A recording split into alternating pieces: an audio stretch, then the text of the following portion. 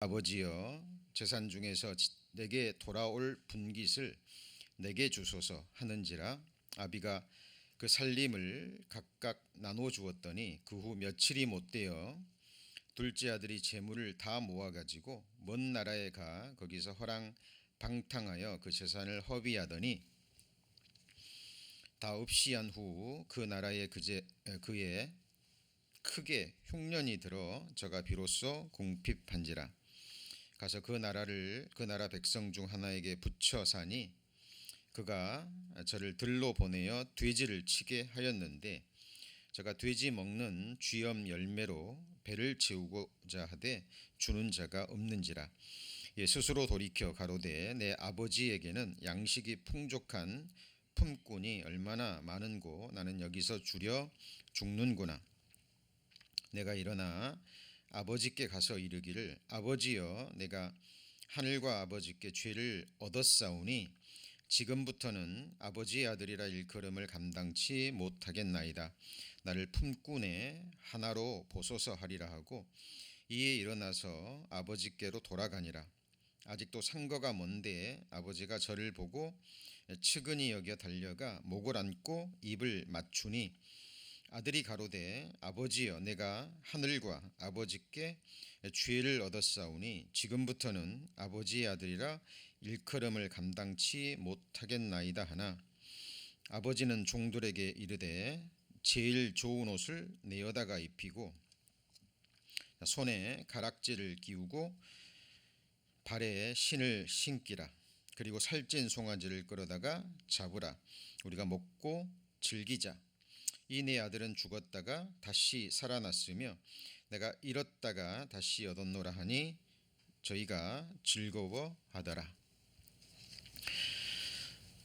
우리 성도님들 지금까지 살아오시는 가운데 정말 귀한 것을, 정말 소중한 것을 잃어버린 적이 있으셨는지요?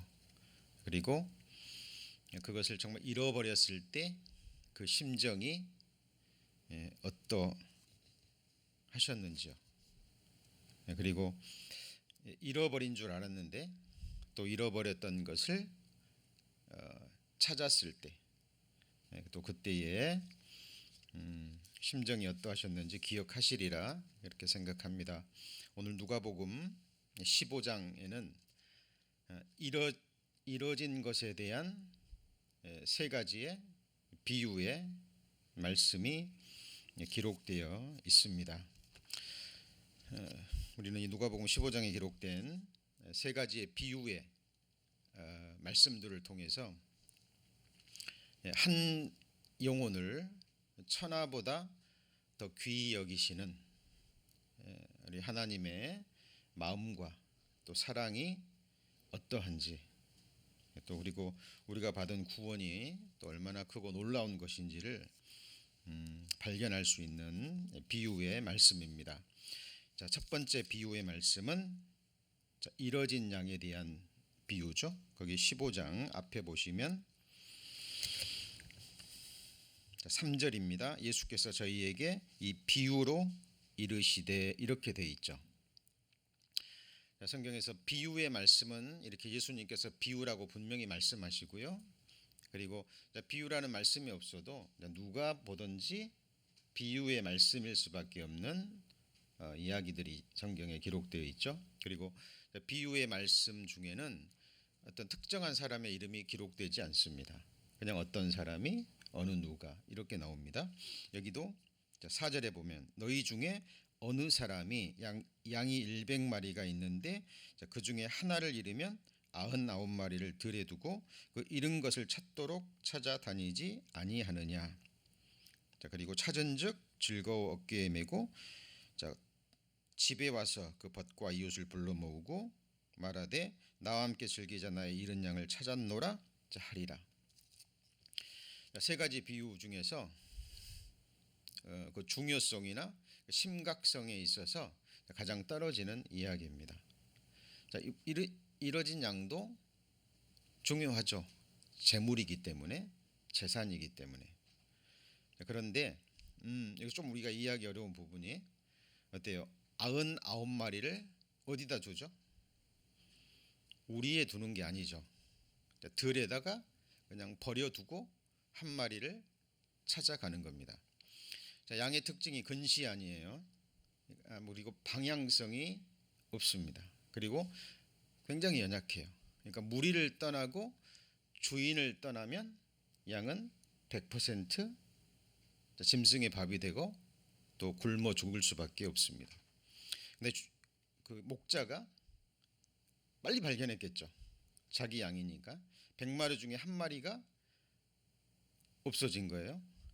그러면 빨리 찾지 않으면, 그죠? 빨리 찾지 않으면 잃어버리는 거죠. 그러니까 목자가 급한 심정에 99마리는 버려두고 한 마리를 빨리 찾아 나가는 그 목자의 심정. 근데 이거는 비유의 말씀이죠. 자, 99마리 양은 누구를 의미합니까? 의인 99사람. 회개할 것이 없는. 그러니까 구원받고 지금 하나님 앞에 잘 살아가고 있는 99명의 의인을 상징하죠. 잃어버린 한 마리의 양은 거듭나지 못한, 그죠? 죄인의 모습입니다. 잃었던 그 어린 양을 찾았을 때의 목자의 심정에 이 비유에 가장 중요한 부분이 있죠. 자, 두 번째는 8절입니다. 어느 여자가 10드라크마가 있는데 하나를 잃으면 등불을 켜고 집을 쓸며 찾도록 부지런히 찾지 아니하겠느냐. 또 찾은즉 벗과 이웃을 불러 모으고 말하되 나와 함께 즐기자. 70드라크마를 찾았노라 하리라. 자, 내가 너에게 이르노니 이와 같이 죄인 하나가 회개하면 하나님의 사자들 앞에 기쁨이 되느니라. 자, 세 가지 비유를 얘기하면서 결론은 지금 동일하죠. 그 드라크마는 이 당시에 장정 한 사람이 하루를 일했을 때 받는 품삯이에요. 그러니까 미국으로 따지자면 뭐 100불 정도 될까요? 하루 품삯 이렇게 잡는다면 뭐 적은 돈도 아니지만 뭐 그렇게 큰 돈도 아니죠. 그걸 잃어버렸는데 찾았다 그래가지고 주변 사람들을 불러서 잔치까지 하는 거는 조금 의아해할 수 있죠. 그런데 이 당시 팔레스타인 풍습에요, 이렇게 여인들이 동전을 이렇게 사슬에 꿰어서 머리에 하는 장식이 유행했다고 그래요. 근데 이 머리 장식 중에서도 특별히 이 드라크마를 가지고 은 드라크마입니다. 그리고 은 쇠사슬에다가 이렇게 드라크마를 꿰어서 여인의 머리에 묶는 것은 이거는 혼인의 징표예요. 그러니까 오늘날로 하면 뭐가 같을까요? 결혼 반지와 같은 거죠. 그렇죠? 남편과의 그 혼인 계약, 또 남편의 사랑이 담겨져 있는, 그렇죠? 어떤 맹세의 서약의 의미가 있는 이 여인에게는 굉장히 중요한 의미를 가지고 있는 거예요. 돈을 떠나서. 자, 그런데 여기 몇 개입니까? 빨리 세어보세요. 9개. 근데 이제 머리에 하고 있으니까 떨어지다가 은줄이 풀리는 경우가 자주 있는 모양입니다. 근데 하나를 잃어버린 거예요. 여인의 마음이 어떨까요? 잃어버린 한 가지가 나머지 9개를 완전히 불완전하게 만들죠. 그죠? 그리고 남편과의 사랑, 결혼에 대한 어떤 서약의 어떤 의미가 있는 건데 이 하나가 빠져버리니까 이 9개를 볼 때마다 잃어진 한 드라크마에 대한 그 심정을 이해하시겠죠. 그러니까 이 여인이 찾도록 쓸고 닦고 하면서 구석구석을 찾는 거예요. 그죠? 여인의 지금 9개입니다. 하나가 빠져 있죠. 잘 보이시나요? 앞에만 불 잠깐만 꺼주시면 감사하겠습니다. 여인의 표정이 보이십니까? 자, 그리고 찾도록 찾습니다. 그리고 찾았어요. 밝은 표정 보이시죠? 이 여인들은 이 여인네의 심정에 공감이 되는 겁니다. 그렇죠? 자, 지금 이 비유는 전체적으로 지금 누구의 마음에 초점이 맞춰져 있습니까? 하나님의 마음입니다. 그렇죠? 한 영혼을 향하시는 하나님의 마음이 이 비유의 이야기에 담겨져 있습니다. 자, 여기서 질문을 잠깐 드리면 그 한 마리의 양과 그리고 잃어버린 한 드라크마, 재물의 가치를 떠나서 어떤 것이 더 중요한가요? 예, 뭐 다 중요하지만 이 드라크마가 훨씬 더 중요합니다. 왜냐하면 양은 결국 재물이죠, 그죠? 결국은 그 양 자체보다는 그 양이 가지고 있는 재물의 가치가 있는 거예요. 그러니까 팔든지 나중에 잡아서 음식으로 먹든지, 그렇죠? 자, 계시의 세 가지 비유의 말씀이 어떤 점진적으로 우리에게 얘기를 하고 있습니다. 자, 그리고 마지막에 세 번째 이야기가 오늘의 본문이 되는, 그리고 너무나 유명한 잃어진 아들, 돌아온 탕자에 관한 비유의 말씀입니다. 거기 11절에 보시면 또 가라사대 어떤 사람이 두 아들이 있는데 그 둘째가 아비에게 말하되 아버지여 재산 중에서 내게 돌아올 분깃을 내게 주소서 하는지라. 자, 이렇게 얘기하고 아버지는 그 살림을 각각 나누어 줬다라고 급하게 이야기가 넘어갑니다. 자, 이 당시에 어떤 팔레스타인의 문화라든가 어떤 사람들의 어떤 생각들을 이해하지 못하면 우리가 조금 혼동을 느낄 수 있습니다. 지금 이 시대에도요, 아버지가 아직 정정하게 살아 계시는데 아들이 어느 날 갑자기 아버지한테 와가지고 내게 줄 재산을 나눠 주소서 하면 그 아들의 모습은 어떤 모습인가요? 네, 결코 정상적인 아들이 아니죠. 네, 어떤 페루나적인 그런 아들의 모습입니다. 그런데 이 당시는요 더더욱 그렇습니다. 이 당시에 팔레스타인, 예수님이 이 비유의 말씀을 전했을 때의 이스라엘이나 또 근동 지방의 문화는 있을 수 없는 일이에요.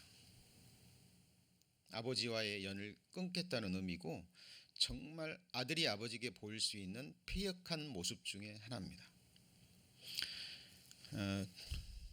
하나님이 모세에게 주신 율법 중에 신명기 27장에 보면 아버지와 어머니를 멸시하는 자는 저주를 받으리니라는 말씀이 있습니다. 그러니까 사람이 사람에게 지을 수 있는 죄 중에서 가장 큰 죄가 무슨 죄라 그랬죠? 부모를 공경하지 않는 죄입니다. 살인죄보다도 도둑질보다도 간음죄보다도 성경에서 가장 인간이 인간에게 지을 수 있는 큰 죄가 부모를 공경하지 않는 죄예요. 왜냐하면 아버지 없이 부모 없이 어떻게 이 세상에 태어날 수 있습니까? 부모는 하나님의 어떤 모형과 그림자라고 할 수 있습니다. 자, 그런데 지금 이 아들은 어느 날 갑자기 아버지한테 와서 이 말을 하는 거예요. 이것이 주변 사람들에게 알려지게 되면 아들에게 큰 병고가 있을 수 있습니다. 여러분, 아들의 마음과 부모의 마음은 다르죠. 그렇죠? 자, 그러니까 이 아버지는 지금 아들의 상태를 아는 거예요. 지금 어떤 아들인지 분명히 아는 겁니다. 그러니까 빨리 지금 재산을 나누어 주지 않으면 어떤 일이 병고가 일어날 수 있는 상황이에요. 그러니까 아버지가 재산을 나누어 줍니다. 그리고 예상대로 둘째 아들은 재산을 다 모아다가 재물을 가지고 먼 나라로 가서 허랑방탕하게 다 써버립니다. 그리고 그의 오늘 본문에서 읽었듯이 큰 흉년이 납니다. 이제 먹을 것도 없어요. 그리고 이제 다른 사람 집에 가서 돼지를 치는데 돼지가 먹는 쥐열 열매도 먹지 못하는 비참한 상황에 이른 거예요. 자, 이때 이 둘째 아들이 중심에서 돌이킵니다. 자, 여기서 성경은 자세히 얘기하고 있지 않지만 이 정도의 패역한 아들이 정말 이제 먹을 것이 없는 그 상황 속에서 어떤 자기가 먹을 것이 없다라는 그거보다도 아버지 집에 있을 때 정말 아버지의 그 사랑을 받으면서 풍족하게 누렸던 걸 생각하면서 여기 뒤에 보면 하늘과 아버지께 뭘 얻었다고요? 죄를 얻었다. 만약에 진심으로 회개하지 않았다면요, 그냥 그 패역한 모습으로 다시 돌아올 수 있습니다. 그죠? 그리고 또 아버지께 있는 재산, 남은 재산 또 요구할 수도 있어요. 그죠? 예, 그런데 지금 이 아들은 그런 모습이 아니죠. 그럼 돌아와서 아버지 남은 재산, 재물 더 주세요. 그랬나요? 아닙니다. 중심에서 정말 통회하는 거예요. 그리고 이제 나는 아버지의 아들이라 불리울 수 없는 그런 패역한 사람인 것을 철저히 깨닫습니다. 그리고 마음으로만 돌이킨 게 아니죠. 입술로만 돌이킨 게 아니라 정말 그 비참한 모습으로 돌아옵니다. 여러분, 회개는, 진정한 회개는 하나님께로 돌아가는 거예요. 우리의 마음만이 아니라 심정만이 아니라 실제로 우리 인생의 걸음이, 삶의 향방이 아버지께로 돌아가는 겁니다. 자, 패역한 아들이라도 자존심은 있을 거 아니에요. 그죠? 그런 모습으로 아버지를 떠났는데 허랑방탕해서 얼마나 비참한 모습이었겠어요. 돼지 치다가 돼지 지엄 열매도 먹지 못하고 그런 상황 속에서 돌아간다라는 것이 정말 중심에 회개한 겁니다. 그런데 보면 어때요? 누가 먼저 알아봅니까? 예, 아버지가 먼저 알아봐요. 그러니까 아버지는 아들을 그렇게 내보냈지만 그때부터 아버지는 아들을 뭐 했을까요? 기다린 거예요. 돌아오기를. 예, 매일매일 기다렸을 겁니다. 그러니까 이제 거지꼴이 됐는데, 그리고 거리가 굉장히 먼데 아버지가 먼저 알아봐요. 그리고 아버지가 먼저 뛰어옵니다. 그리고 안고 기뻐하죠. 자, 그때 아들이 이렇게 얘기를 하죠. 21절입니다. 15장. 자, 아들이 가로되 아버지여 내가 하늘과 아버지께 죄를 얻었사오니 지금부터는 아버지의 아들이라 일컬음을 감당치 못하겠나이다 라고 이야기를 합니다. 여기서 지금 이 이뤄진 아들, 이 탕자의 마음의 중심을 읽으실 수 있겠죠? 정말 돌이킨 겁니다. 어떤 아버지한테 쇼업하는 게 아니라 중심에서 자기의 죄를 깨달은 거예요. 그때 아버지의 모습을 보십시오. 아버지는 종들에게 이르다가 제일 좋은 옷을 내어다가 입히고 손에 가락지를 끼우고 발에 신을 신기라. 자, 이제 제일 좋은 옷은 이제 잔치를 벌이는 거잖아요. 그러니까 이 당시에 좋은 옷은 어떤 잔치의 주인공이 있는 옷이라고 그래요. 어떤 예복 같은 겁니다. 가장 좋은 옷. 그리고 반지를 끼워주는 것은요, 어떤 권위를 상징하는 겁니다. 권위. 그러니까 이 반지를, 주인의 반지를 끼는 사람은 주인과 동일한 권위를 갖는 거죠. 그리고 이 당시에 노예는 신을 신지 않았다 그래요. 맨발로 다녔다고 합니다. 신도 굉장히 귀한 시절이었기 때문에. 근데 신을 신긴다라는 것은 너는 종이 아니라 여전히 누구예요? 내 아들이고 너는 자윤이다라는 것을 그 아들뿐만이 아니라 그 집안의 모든 권속들에게 드러내 보이는 아버지의 사랑과 배려입니다. 자, 근데 오늘의 그 본문에서, 오늘 말씀에서 가장 중요한 부분입니다. 바로 이 제일 좋은 옷이 무엇을 의미할까요? 우리 지난주 말씀 기억나십니까? 희락의 기름, 찬송의 옷, 기억나시죠? 예. 아름다운 소식, 기쁜 소식이 전해지는데 어떤 사람에게 전해지는지 배우셨죠? 그렇죠? 아름다운 소식, 하나님이 우리 인생들에게 줄 수 있는 가장 복된 소식이 정말 마음이 상한 자, 그렇죠? 그리고 마음이 가난한 자에게 이 복음이 전해진다 그랬죠. 그리고 자기가 죄악의 이 세상에 이 육신에 사탄과 악한 영들에게 포로되어 있다라는 것을 철저히 깨닫고 신음하는 자, 하나님께 부르짖는 자에게 이 기쁜 소식이 전해지고, 자, 성령 하나님만이 줄 수 있는 희락입니다. 하늘의 기쁨이 주어지고, 그리고 그 사람에게 찬송의 옷을 입혀주시는 거예요. 그런데 찬송의 옷을 입기 전에 입어야 될 옷이 바로 가장 제일 좋은 옷입니다. 자, 회개하는 자에게 하나님께서 친히 입혀주시는 옷이에요. 자, 오늘 지금 말씀을 들으시면서요, 우리 성도님들 믿음의 눈을 열어서 우리 성도님들이 지금 입고 있는 옷이 무엇인지를 보셨으면 좋겠습니다. 자, 지금 이 사람의 손으로 만든 이런 옷은 조금만 시간이 지나면 좀이 먹히는 거 아시죠? 그렇죠? 낡아지는 겁니다. 낡아지는 거예요. 없어지는 겁니다. 그리고 이런 옷은 우리의 부끄러움을 가리우지 못합니다. 성경에서 최초의 옷이 어디에서 나오죠? 에덴 동산에서 나오죠. 아담이 죄를 범하고 이제 자기의 부끄러움을 안 겁니다. 벌거벗었다라는 것을 알고 있는 거죠. 자, 죄를 범하기 전에는 하나님 죄가 없는 상태이기 때문에 하나님의 빛의 옷을 입고 있는 거예요. 그러니까 하나님과 대화도 하고 교제도 하고. 자, 그런데 하나님의 말씀을 버리고 사탄의 말을 취함으로 범죄한 거죠. 그리고 자기의 부끄러움이 드러난 겁니다. 그리고 그 부끄러움을 가리기 위해서 아담이 최초로 만든 옷이 뭐예요?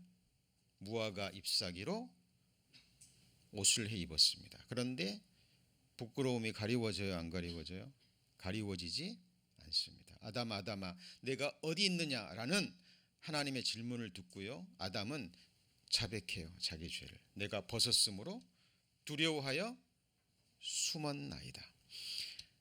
자, 자기의 죄를 자백하는 아담과 하와를 보시고 하나님이 최초로 입혀주신 옷이 뭐죠?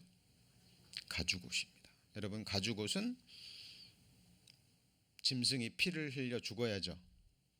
그죠? 짐승이 죽지 않고 가죽옷을 만들 수 있나요? 없습니다.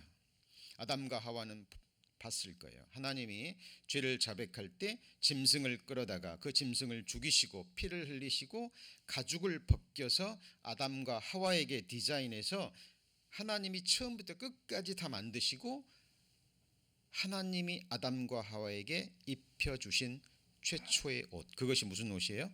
가죽 옷입니다. 그것이 이제 짐승의 피가 아니라 예수 그리스도, 하나님의 독생자 예수 그리스도를 보내셔서 예수 그리스도를 피 흘려 죽게 하심으로 우리의 죄를, 우리의 패역한 부끄러운 모든 죄를 영원히 가리워질 수 있는 하나님 보시기에 가장 제일 좋은 옷을 만들어서 입혀주신 거예요. 여러분, 저와 여러분의 죄를 가리울 수 있는 옷은 이 옷밖에 없습니다. 이 옷이 무슨 옷일까요? 바로 구원의 옷, 의의 겉옷인데 찬송의 옷을 입기 전에 가장 먼저 입어야 될 옷입니다. 이사야, 여기 붙잡아 놓으시고요. 이사야 61장입니다. 이사야 61장, 지난주에 본문 말씀이 이사야 61장 서두 부분이었죠.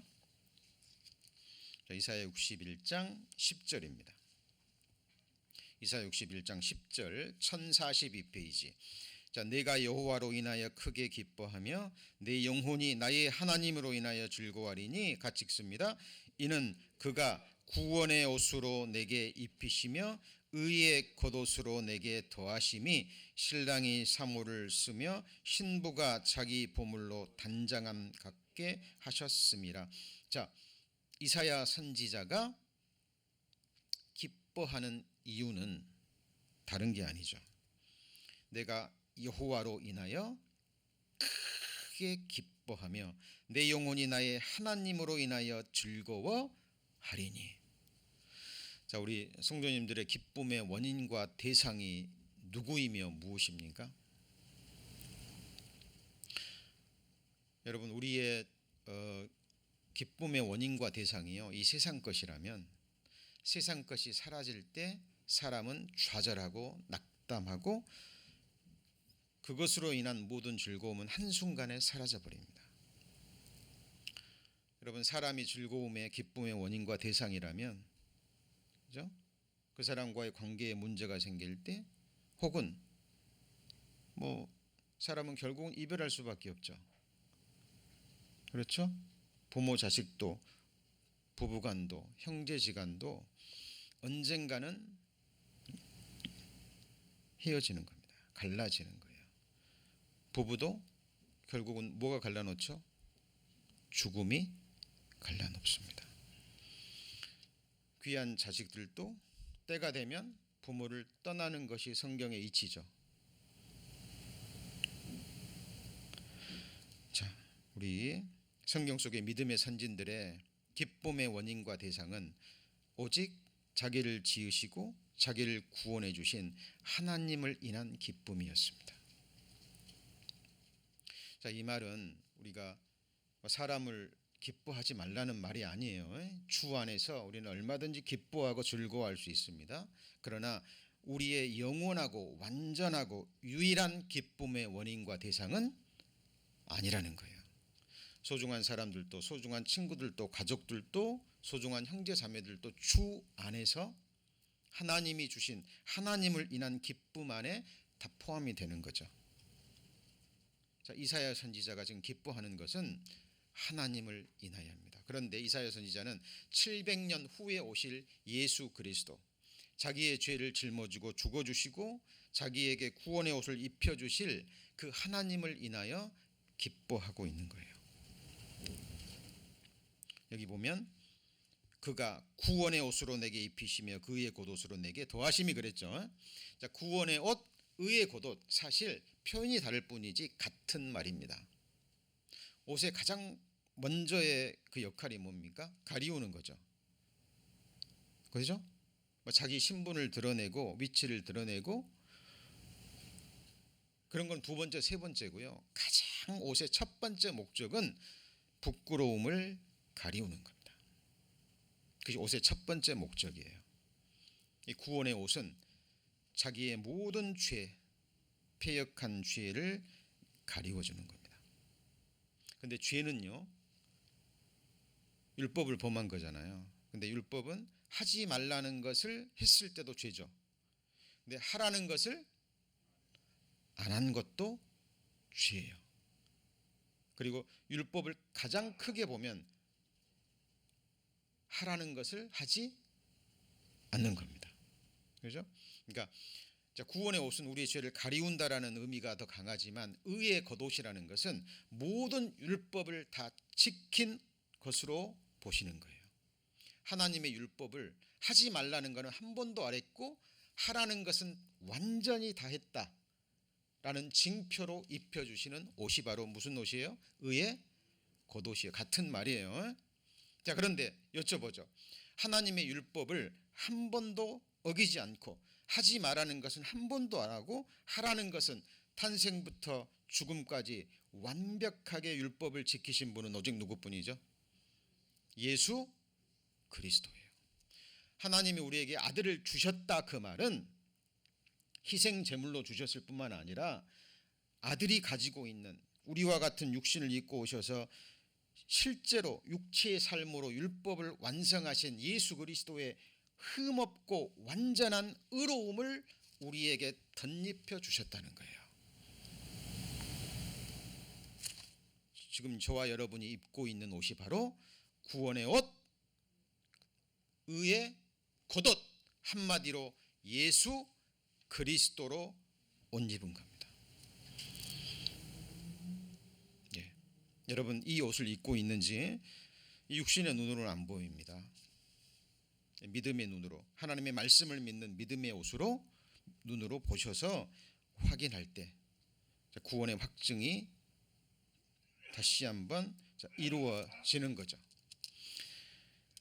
여러분 이사야 59장 6절에 짠 곳으로는 옷을 이룰 수 없을 것이요. 뭘 말할까요? 아담이 처음에 입었던 무화과 잎사귀로 만든 옷입니다. 사람의 손으로 짠 것으로는 뭘 이룰 수 없어요? 아니 사람의 옷으로 짠 거잖아요. 이것도 옷인데 왜 옷을 이룰 수 없어요? 이 옷의 의미는 죄를 가리우는 옷을 말하는 거예요. 자, 여기 희한한 말이 있죠. 행위로는 자기를 가리울 수 없을 것이며 뭘로는 가리울 수 없어요? 행위로는. 특히 우리나라는 그런 사상이 있잖아요. 이렇게 죄를 5번 범하면 적선이라 그러죠. 선을 쌓는다고 얘기를 해요. 선한 행위를 5번 하면 이 5번의 행위가 죄를 가리운다라고 생각해요. 이거는 사람의 생각입니다. 사람의 생각이에요. 그런 행위를 성경은 더러운 행위라고 얘기합니다. 이걸 더러운 의라고 얘기해요. 여기 보세요. 그 행위로는, 착한 행위로는, 율법을 지키는 행위로는 자기를 가리울 수 없으며 그 행위도 무슨 행위가 돼요? 죄악의 행위가 되는 거예요. 여러분 율법과 은혜를 혼동해서는 안 됩니다. 배실과 양털을 섞어 짜서도 안 되죠. 많은 사람들이 예수님이 구원의 옷과 자기가 행한 율법의 옷을 섞어서 잘라 그래요. 여러분이 신앙생활 하시면서요, 정말 철저하게 우리가 마음에 각인시켜야 됩니다. 구원받은 그리스도인들에게는 매일 매순간 어떤 상황 속에서도 자기 의가 드러나면 안 돼요. 오직 누구의 의죠? 하나님의 의. 여러분 행위로는 자기를 가리울 수 없습니다. 자, 율법 행위에 속한 자들은 뭐 아래 있어요? 여러분 율법과 율법 행위 분명하셔야 됩니다. 율법 행위는 뭐냐면 율법을 지켜서 의롭다함을 얻으려는 사람이에요. 더 쉽게 말하면 율법 지켜서 천국 가려는 사람들의 행위를 가리킵니다. 율법을 지켜서 나는 이런 사람이라고 자기를 드러내려는 사람이에요. 대표적인 게 복음서에 나오죠. 서기관, 바리새인들. 회당에 가서 기도하면서 뭐라고 얘기를 해요? 나는 저 뒤에 있는 더러운 세리처럼 간음도 안 하고 토색도 안 하고 남의 물건 뺏지도 않고 불의도 행치 않고 일주일에 2번씩 금식하고 11조를 드리고 전부 다 뭐죠? 내가 한 거예요. 내가 한 거, 내가 행한 거. 내가 이것도 행했고 저것도 행했고. 마태복음 7장에 예수님 앞에서 쫓겨난 사람들이 있죠. 천국 가리라고 생각하고 예수님 앞에 딱 섰는데 예수님이 뭐라 그래요? 나는 너를 도무지 알지 못하노라. 그러니까 그 사람들이 이해를 못하는 거예요. 아니 주님, 내가 주의 이름으로 선지자 노릇도 했고 누가 있어요? 자기가. 그러죠? 귀신도 쫓아냈고 누가 있어요? 자기가. 여러분 이게 사탄의 가장 무서운 괴계입니다. 거듭나고 나서도요, 구원받고 나서도 사람에게는 이 깊은 죄성이 있습니다. 신앙생활하면서 어떤 상황 속에서도 나를 드러내고 싶은 거예요. 내가 높임받고 싶은 거예요. 알게 모르게 이 아담의 죄성 속에는, 아담에게 물려받은 속에는 이런 것들이 누구든지 다 있는 거예요. 사탄은 이 부분을 향해서 불화살을 쏘고 그것을 이끌어냅니다. 그래서 성령으로 시작했다가 율법으로 다시 돌아간 사람들이 너무 많은 거예요. 자, 율법 행위에 속한 사람들은 뭐 아래 있어요? 왜요? 율법 지키려면 율법책에 기록된 대로 온갖 일을 처음부터 끝까지 쉼없이 다 행해야 됩니다. 이렇게 할 수 있는 사람 이 세상에 있어요, 없어요? 과거에도 없었고 지금도 없고 앞으로도 할 수 없는 거예요. 하나님은 아브라함에게 주권적인 은혜의 언약을 허락하셨습니다. 그리고 이스라엘 백성들에게 너희가 내 율법을 지키면 이렇게 안 했어요. 내 언약을 지키면 그러면 그렇게 말씀하셨거든요. 언약을 지키면 이 말은 내 언약을 믿으면 그 말이에요. 여러분 누가 내게 약속을 했습니다. 약속을 했어요. 그러면 내게 약속을 제의하는 사람에게 내가 할 수 있는 것은 뭐예요? 그 약속을 뭐 하는 거예요? 믿는 거예요. 믿는 거예요. 그리고 약속을 맺는 것 외에는 없어요. 하나님은 분명히 말씀하셨습니다. 이스라엘 백성들에게 모세를 통해서 너희가 내 언약을 지키면 그 말은 아브라함에게 네 조상 아브라함에게 언약한 그 언약을 아브라함처럼 너희도 믿으면 복을 주리라 그랬는데 이스라엘 백성들은 뭐라고 얘기했냐면 우리가 다 행하리이다 라고 얘기합니다. 모세를 아브라함에게 주어진 하나님의 주권적인 은혜의 언약이 430년 후에 모세를 통해서 조건부 언약 율법이 그때 주어져요. 하나님이 주신 이유는 지키라고 주신 것이 아니라 너희는 율법을 지킬 수 없는 죄성을 가지고 태어난 죄인이라는 것을 드러나게 하기 위해서. 같이 해보시죠. 율법으로는 죄를 깨달음이니라. 근데 많은 사람들이요 성경을 오해하니까 하나님의 마음을 오해하니까 뭐를 자꾸 하려고 그래요. 여러분 우리가 뭘 할 수 있습니까? 우리는 하나님께 드릴 수는 있어요. 과거에 죄악의 병기로 쓰임받았던 이 몸을 내 마음을 내 생각을 내 인생을 주께 받은 주님이 지으셨고 주님 거기 때문에 주님 것으로 인정하고 그대로 드릴 수 있습니다. 그럼 하나님이 우리의 드림을 보시고 우리를 붙잡고 도구 삼으셔서 하나님이 선을 행하시는 거예요. 너희 안에서 행하시는 이는 누구죠? 하나님이시니 자기 기쁘신 뜻을 위하여 소원을 두고 행하게 하시느니라. 성경에 이렇게 돼 있죠. 율법을 누구든지 지킬 수 없습니다. 지키려면 이렇게 하셔야 돼요. 자, 율법 행위로 그의 앞에 의롭다 하심을 얻을 육체가 없나니 율법으로는 뭐예요? 죄를 깨달음이라. 그래서 율법은 뭐와 같냐면 거울과 같은 거예요. 여러분 거울을 보고 더러운 것을 확인합니다. 거울로 씻어요? 물로 씻어요? 물로 씻는 거예요. 율법을 지켜서 죄를 씻으려고 하는 사람은 거울로 자기 더러운 것을 씻으려 하는 사람과 똑같습니다. 그래서 율법은 같이 보실까요? 몽학 선생, 그리스도께로 인도하는 몽학 선생입니다. 로마 시대 귀족들의 아들들은요, 자기 종들 중에서 조금 이제 학식이 있는 종들에게 자기 아들을 맡긴다 그래요. 그러면 이제 이 몽학 선생은 그 주인의 아들을 데리고 누구한테까지 데려다줘요? 진짜 선생에게 데려다 주는 거예요. 곁길로 가지 않도록. 그리고 끝나면 다시 그 주인의 아들을 데리고 주인에게 데려오는 이게 몽학 선생이에요. 율법을 통해서 우리는 어디로 갑니까? 그리스도에게로 가는 거예요. 나는 죄를 범했고 심판받을 수밖에 없고 어찌할 수 없는 죄인이라는 걸 깨닫고 그 모습 그대로 그리스도께로 가는 거예요. 그럼 주님이 우리의 회개하는 모습을 보시고 중심에 통이하는 모습을 보시고 피로써 우리 죄를 깨끗게 하시고 깨끗게 하실 뿐만 아니라 예수님이 완성하신 완전한 의로운 삶으로 우리를 덧입혀 주시는 거예요. 이것이 하나님이 우리에게 주실 수 있는, 같이 보시죠. 가장 좋은 옷, 구원의 옷, 의의 겉옷. 한마디로 누구 옷이에요? 예수 그리스도의 옷입니다. 우리 성도님 이 옷 입고 계셔요? 우리가 입는 게 아니에요. 그 옷의 값은 얼마짜리입니까? 아들의 핏값이죠.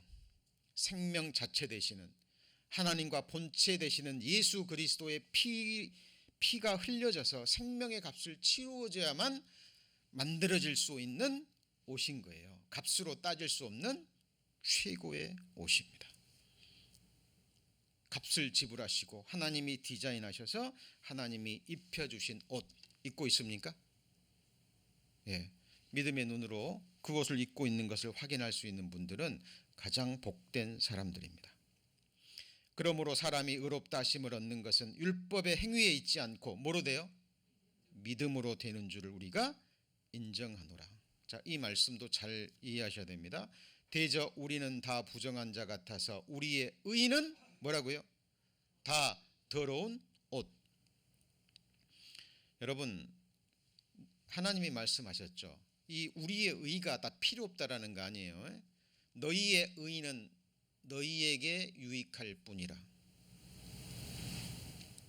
이 말은 무슨 말이죠? 하나님과는 아무런 관계가 없다라는 말이에요. 그리고 특별히 자, 우리의 의는 다 더러운 옷 같으며, 이것도 이사야 선지자가 성령의 감동하심으로 기록한 거잖아요. 우리의 의는, 이 말은 우리가 뭘 해서, 우리가 뭘 하나님께 드려서 선한 일을 해서 율법을 지키려는 행위를 통해서 우리를 가리워 버려는 그 옷은 무슨 옷이에요? 더러운 옷이는 가리워지지 않는다 그 말이에요. 우리의 의는 다 더러운 옷 같으며 세피함이 뭐 같아요? 잎사귀 같으므로. 무화과 잎사귀로 만든 가죽옷을 염두에 두고 이사야 선지자가 말한 겁니다. 너희는 여호와의 책을 자세히 읽어보라. 이것들이 하나도 빠진 것이 없고 하나도 짝이 없는 것이 없으리니 이는 여호와의 입이 이를 명하셨고 그의 신이 이것들을 뭐 하셨어요? 모으셨습니다. 말씀의 짝을 이루는 겁니다. 무화과 나무의 잎사귀로 만든 옷과 이사야 선지자가 말한 이 부분이 짝이 되는 거예요. 연결이 되십니까? 우리 죄악이 바람같이 우리를 몰아가나이다. 이런 부분이 한두 군데 나온 게 아니에요. 하나님은 우리에게 이 복음을 설명하시기 위해서 혹시 놓칠까 봐, 지나칠까 봐 여러 모양으로, 여러 부분으로, 여러 선지자들을 통해서 우리에게 말씀하신 거예요. 같이 해보시죠. 믿음은 들음에서 나며. 자, 들음은 그리스도의 말씀이잖아요. 자, 스가랴서 3장 4절에도 마찬가지입니다. 자기 앞에 선 천자들에게 그 더러운 옷을 벗기라. 이 더러운 옷이 무슨 옷이에요? 예, 자기 뭔가를 해서 뭔가 하나님께 드려서 하나님의 앞에 가가지고 나 이거 했잖아요. 하나님 복음서에도 나오죠. 한 부자 청년이 와가지고 내가 무엇을 해야 천국에 가리이까 그랬죠. 예수님이 그 청년의 중심을 딱 본 거예요. 너는 뭘 해서, 뭔가를 해서 네가 그 행함을 통해서 너를 의롭다함을 받으려고 하나님 앞에, 예수님 앞에 나와서 질문하는 걸 아신 거죠. 그러니까 그 연약함을 드러내기 위해서 그래? 율법 지켜라. 그러니까 뭐라 그래요? 내가 다 지켰나이다. 그게 뭐야? 자기 기준으로. 율법도 자기 기준에 놓고 딱 생각해서 그래요? 율법 지금까지 다 지켰어요. 그래? 그러면 네가 가지고 있는 것 다 팔아서 가난한 자에게 나누어 주고 나를 쫓으라. 그렇게 할 수 없다라는 거 아시거든요. 또 예수님은 그런 것을 바라지도 않으셔요. 그 말을 통해서 자기의 죄성을 그대로 드러내는 겁니다. 너는 그걸 지킬 수 없다라는 것을. 전부 다 더러운 옷인 거예요. 그러니까 하나님이 더러운 옷을 벗기라 하시고 여호수아에게 이르되 내가 내 죄가를 제하여 버렸으니. 스가랴에서 보면 이 땅의 죄악을 하루에 제하리라 하나님이 말씀하시고 그대로 행하셨습니다. 나 여호와가 말하였으니 이루리라. 그죠?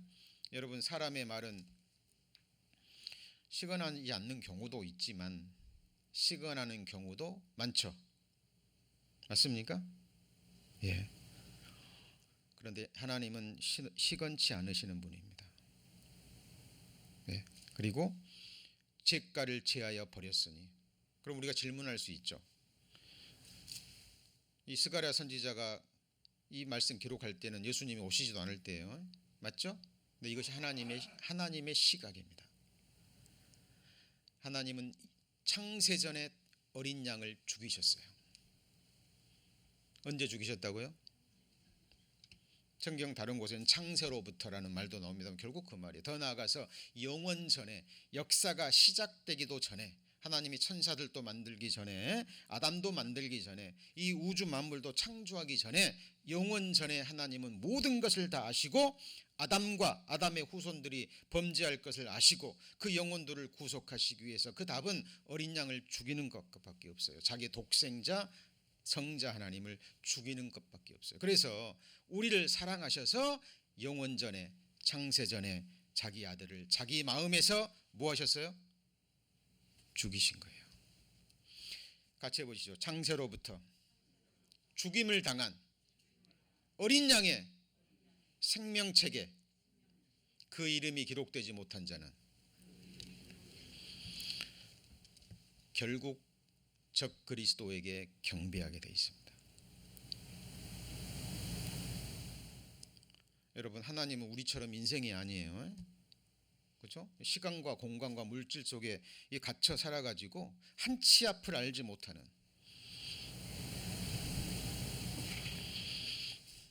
여러분 이번에 플로리다에서 12층 아파트 무너진 거 영상 보셨어요? 1시 반이었죠. 1시 반. 그때 시각으로 어떻게 알았겠습니까? 저는 그 영상을, 그 뉴스를 접하면서요, 정말 터가 무너지면 의인이 무엇을 할꼬 라는 말씀이 생각이 났습니다. 하나님이 마지막 때가 되잖아요. 그러면은 기초를 요동시킨다고 말씀하셨어요. 뭘 요동시키세요? 땅의 기초를. 여러분, 저와 여러분이 살고 있는 터는 이 세상의 기초가 아니에요. 모세는 얘기했습니다. 여호와는 나의 영원한 거처가 되신다고. 지금 우리가 살고 있는 처음 창조에 속한 하늘과 땅, 여러분이 살고 계시는 집, 그리고 영혼이 잠시 거하는 이 흙으로 된 육체, 고린도후서 5장에 장막집이라고 되어 있습니다. 무슨 집이요? 장막집, 얼스리 텐트. 무너집니다. 반드시 무너지죠. 반드시 무너집니다. 그래서 여러분의 영원한 거처를 성경을 통해서 확인하시고, 그리고 우리는 그 집을 함께 지어가는 거예요. 예수님과 함께. 여호와께서 집을 세우지 아니하면 어때요? 모든 집은 다 무너집니다. 지어놨어도 여호와께서 그 성과 집을 지키지 않으면 파수꾼의 경성함이 허사예요. 여쭤보죠. 건물 다 지어놨는데 지키지 않으면, 보존되지 않으면 무너져요, 안 무너져요? 무너진 거예요. 여러분, 우리의 신앙생활은 고린도전서 3장에 기록된 대로 예수님이 닦아놓으신 터, 그죠? 완전한 의로운 터 위에 각각 믿음으로 자기를 건축하는 거예요. 너희의 거룩한 믿음 위에, 같이 보시죠. 자기를 건축하고. 내가 하나님의 성전이기 때문에, 그죠? 우리 성도님들 한 분 한 분이 거룩한 성전입니다. 이 성전은 서로 연결돼 있어요. 구약시대 때부터 마지막 신약시대, 누군지 모르지만 하나님이 아시는 그 마지막 사람까지 하나님은 손으로 지은 전에 계시지 않습니다. 물이 바다를 덮음같이 여호와를 아는 지식이 충만한 세상이 어디입니까?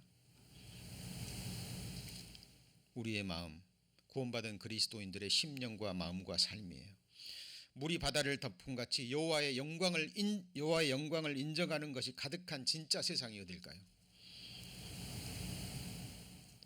훌륭한 건축가가 만든 기가 막힌 건물입니까?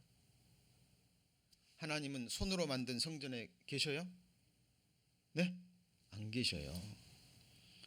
지금 주의 첫날 온 마음으로 신령과 진정으로 하나님을 예배하기 위해서 주의 첫날 주님의 이름으로, 주님 피로 사신 교회에 모인 우리 성도님들이 하나님이 영원히 거하실 거처입니다. 그곳이 하나님의 집이고 하나님의 나라고 하나님의 위예요. 위가 뭐죠? 스러운 보좌입니다. 하나님이 어떤 보좌에 앉으실 것 같아요? 황금으로 만든 기가 막힌 눈에 보이는 물리적인 보좌입니까? 아니에요. 저와 여러분의 마음의 보좌입니다. 하나님의 집과 하나님의 나라와 하나님의 위는 영원히 보존돼요. 영원히 보존됩니다. 여호사에게 말합니다. 내가 네 죄가를 제하여 버렸으니 그 더러운 옷 벗기고 뭘 입혀요? 아름다운 옷을 입히리라 예언하셨고 입히셨습니다. 저도 과거에 종교생활할 때 이 옷을 입고 있었어요. 더러운 옷을. 왜냐하면 그렇게 교육을 받았기 때문에. 그런데 죄 때문에 너무 힘들었고 괴로웠고 열심히 하면, 율법을 열심히 지키면 조금 천국 갈 수 있을 것 같고, 사람은 하루에 마음은 12번씩도 변하죠. 변해요, 안 변해요? 조석처럼 변합니다, 여러분. 거듭난 이후에도 죄성이 있습니다. 육신이 있습니다. 환경에 따라서 사탄이 계속 역사해요. 하나님 그걸 허락하시는 가운데 우리의 마음과 믿음을 연단하시면서 우리를 성장시켜 가는 거예요. 그러나 결국 그 믿음의 분량에 따라서 또 역사하고 하나님 또 그걸 허락하시는 가운데 우리는 정말 또 갈대처럼 흔들릴 때가 많아요. 근데 이 구원을 지키고 우리의 삶을 붙잡고 가시는 분이 우리예요, 하나님이에요? 누구예요? 하나님인 거예요. 우리는 성경의 이 말씀에 주의를 하셔야 됩니다. 하나님께서 I will, 내가 하리라. 이것이 아브라함에게 하신 언약입니다. 여러분, 하나님이 믿음의 조상 아브라함에게요, 너 이렇게 하면 내가 이렇게 할게 라는 말 없습니다. 무조건적으로 얘기했어요. 본토 친척 아비 집을 떠나라, 내가 내게 복을 주리라. 아브라함은 듣고 그 말씀을 뭐 했어요?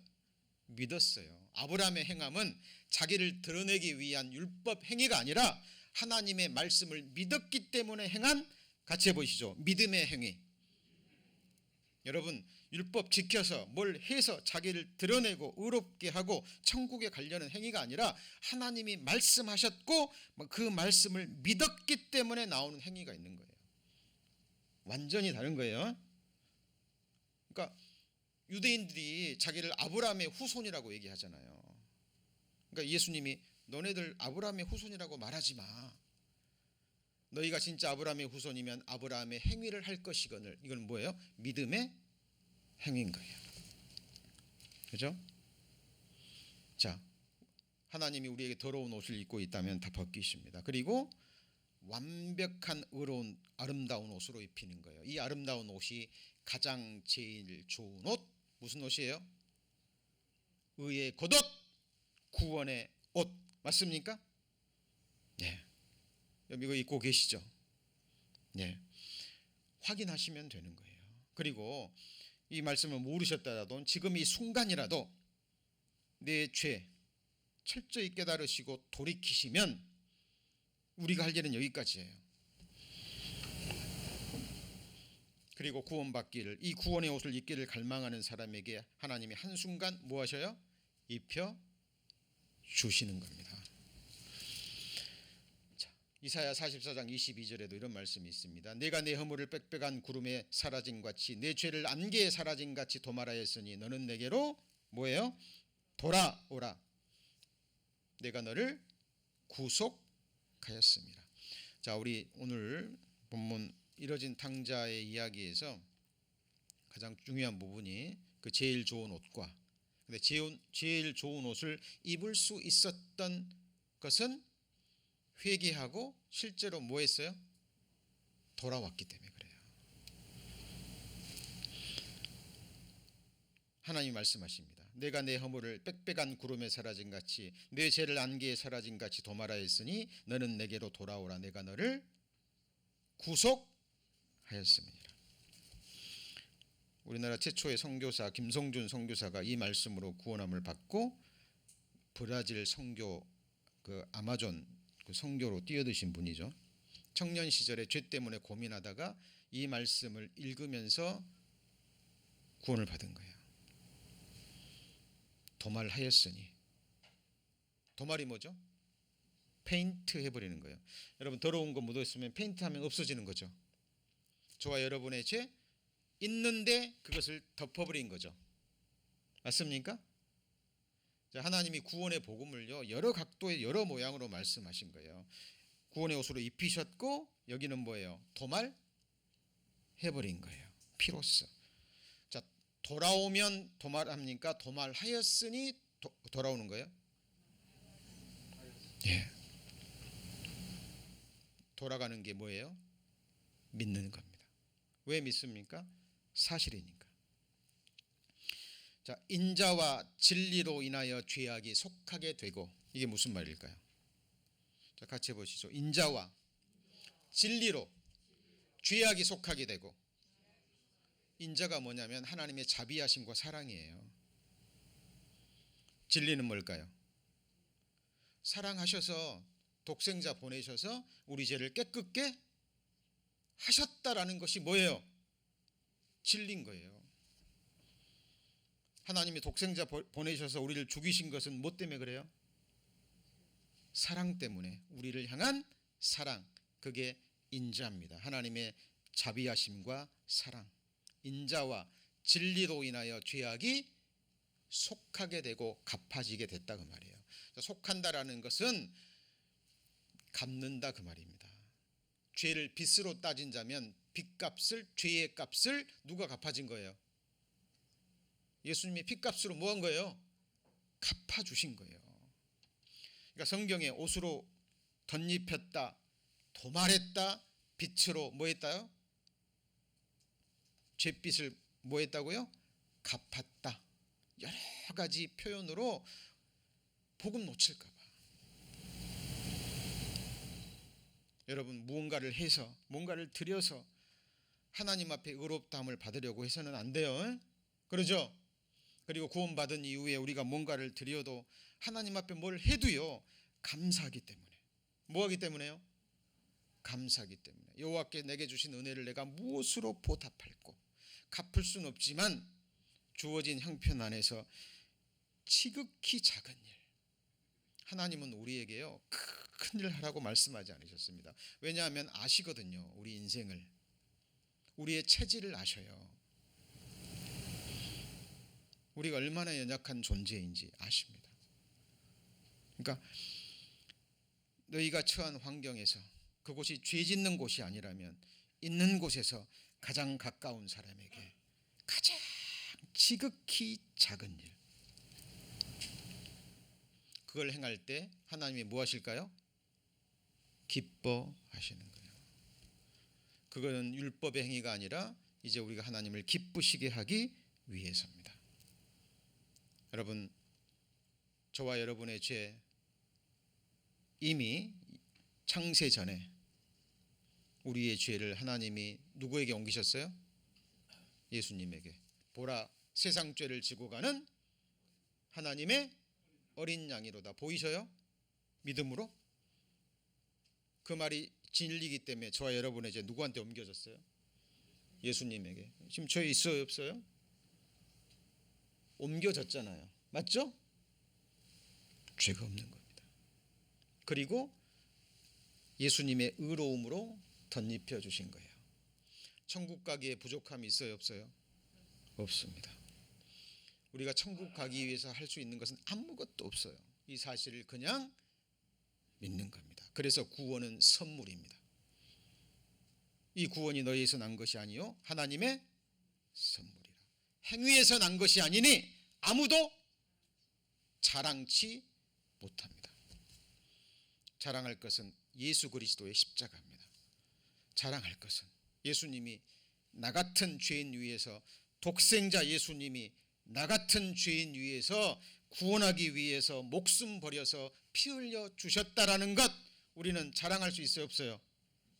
그것만 자랑해야 됩니다. 그것이 진정한 그리스도인의 모습이에요. 그리고 구원받은 그리스도인들은요 다 똑같아요.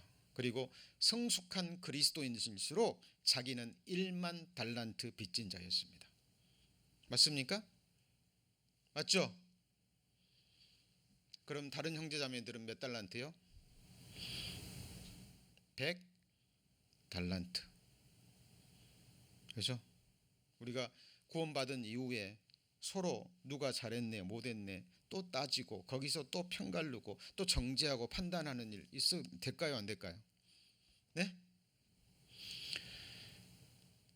1만 달란트 빚을 탕감받은 사람이 자기에게 100데나리온 빚진 사람을 잡아가지고 안 갚으니까 감옥에 넣어버리잖아요. 그 복음서에 나오죠. 그렇죠?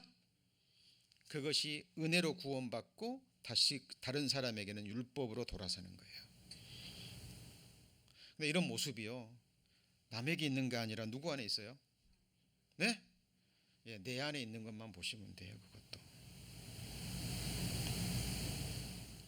그럴 때 우리는 생활의 회개까지 계속 입어야 되는 겁니다. 오늘 말씀 정리합니다. 자, 우리가 입어야 될 옷, 구원의 옷 입으셨죠? 믿음으로 입는 거예요.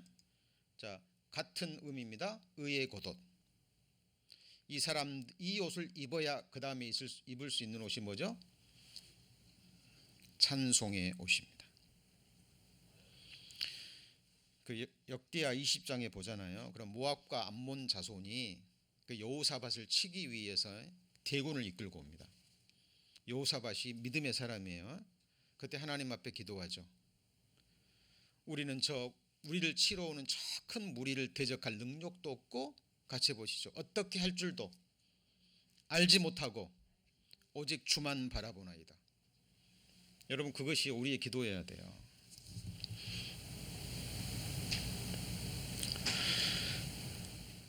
그 기도가 합당했습니다. 하나님이 말씀하시죠. 한 사람을 선택해서 말씀을 주십니다. 레위 사람을 통해서 이 싸움은 너에게 속한 것이 아니다. 하나님이 너희를 위해서 싸우시리라. 그 대신 너희는 마주 나가라. 피하지 말고 마주 나가라. 근데 너희가 싸울 곳 없다. 그런데 군대보다도 앞서지는 게 뭐예요? 거룩한 예복을 입히고 찬양대가 제일 앞서 나갑니다. 누가요? 찬양대가. 여호와께 감사하세 영광을 돌리세 찬양할 때 하나님이 앞서 싸우셔서 대적을 물리쳐 주십니다. 여러분 구원받은 이후에 우리가 입어야 할 옷이 무슨 옷이에요? 찬송의 옷입니다. 그리고 하나님의 전신 갑주를 입고 이제 싸우셔야 돼요. 우리의 육신과 죄와 죄성과 사탄의 모든 계계와 싸우셔야 됩니다. 이것이 피 흘리기까지 싸워야 될 그리스도인의 싸움인데 이미 승리가 확증된 거예요. 왜요? 우리에게는 여호와 니시라는 깃발이 주어졌기 때문에 그렇습니다. 고대 전쟁 때는요 병사들이요 못 보고 싸워요? 못 보고 싸웁니까? 기를 보고 싸우는 거예요.